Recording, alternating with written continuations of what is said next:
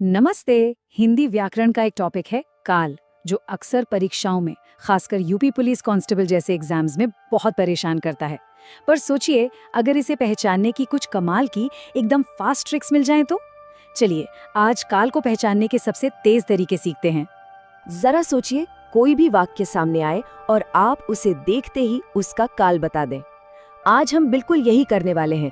अगले बस कुछ ही मिनटों में काल पहचानने का जो ये बड़ा सा रहस्य लगता है ना, वो एकदम आसान हो जाएगा।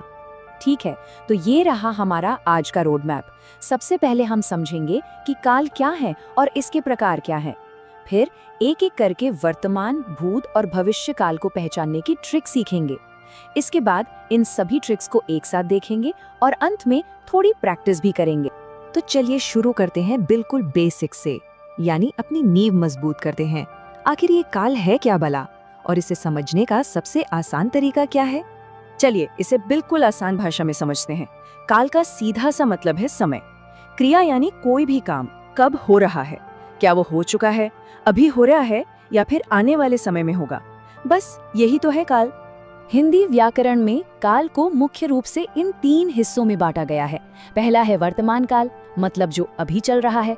दूसरा है भूतकाल, यानी जो बीत चुका है। और तीसरा है भविष्य काल, जो आने वाला है। तो चलिए सबसे पहली ट्रिक पर आते हैं, वर्तमान काल।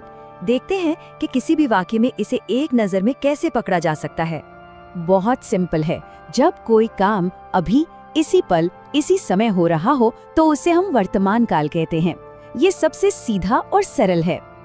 जैसे ये वाक्य देखिए, मैं किताब पढ़ रहा हूँ।